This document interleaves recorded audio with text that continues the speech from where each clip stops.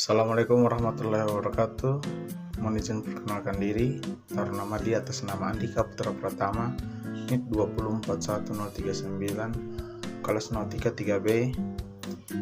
Izin membuat video untuk bimbingan dari proposal saya yang berjudul analisis penggunaan peralatan alat navigasi elektronik di atas kapal. Bab 1, pendahuluan. Bagian A, latar belakang. Bernavigasi adalah merupakan bagian dari kegiatan melayarkan kapal dari suatu tempat ke tempat lain. Pengetahuan tentang alat-alat navigasi sangat penting untuk membantu seseorang pelaut dalam melayarkan kapalnya. Seiring dengan perkembangan zaman, modernisasi peralatan navigasi sangat membantu akurasi penentuan posisi kapal di permukaan bumi, sehingga dapat menjamin terciptanya aspek-aspek ekonomis. Sistem navigasi di laut mencakup beberapa kegiatan pokok, antara lain menentukan tempat kedudukan posisi di mana kapal berada di permukaan bumi.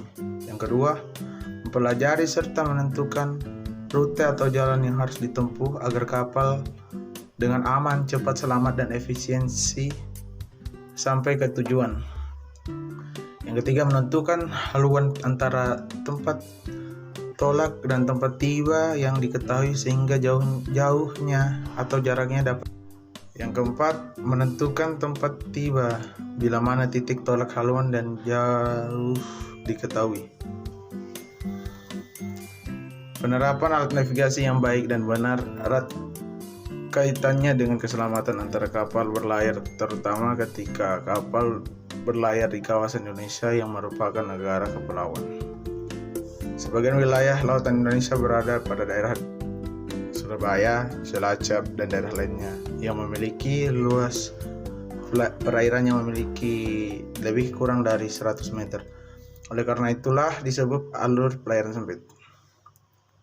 Kecermatan dan keahlian dari setiap kapal yang berlayar di alur pelayaran sempit sangatlah diperlukan untuk menghindari tabrakan antar kapal yang saling berpapasan.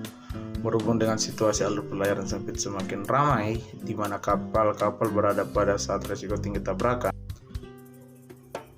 maka untuk mengurangi dan mencegah risiko bahaya tabrakan di lalu lintas laut tersebut, dari sisi kecakapan nahkoda dan mualim juga, dan dalam pengamatan dan penglihatan di alur pelayaran sempit dengan menggunakan alat navigasi elektronik yang berada di kapal. Bagian B, rumusan masalah. Yang pertama, bagaimana penerapan peralatan navigasi elektronik di atas kapal. Dan yang kedua, bagaimana prosedur pengoperasian alat navigasi elektronik di atas kapal. Bagian C, tujuan penelitian. Tujuan mempelajari teori ini agar taruna-taruni dapat mengenai hal dasar mengenai alat navigasi elektronik sehingga kesulitan yang mungkin terjadi pada saat bernavigasi dapat diatasi. Adapun tujuan khusus mempelajari teori ini adalah ada 4. Yang pertama, dapat mengetahui macam-macam alat navigasi elektronik. Yang kedua, dapat memahami fungsi serta kegunaan dari alat navigasi tersebut. Dan yang ketiga, dapat mengetahui prinsip dan cara kerja dari alat navigasi tersebut. Dan yang terakhir, dapat mengetahui kelebihan serta kekurangan dari alat navigasi tersebut. Dan manfaat bagian D, manfaat penelitian. Adapun manfaat penelitian ditujukan yang pertama secara teoris sebagai bahan referensi bagi pengembangan ilmu pengetahuan pada bidang nautika, secara khusus pada materi penggunaan peralatan navigasi elektronik di atas kapal.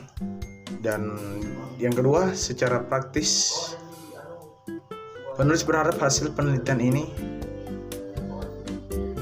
saya sebagai penulisnya sangat berharap semoga penelitian ini dapat bermanfaat bagi sumber daya untuk meningkatkan pengetahuan tentang penggunaan peralatan navigasi elektronik di atas kapal. Sekian, terima kasih. Wassalamualaikum warahmatullahi wabarakatuh.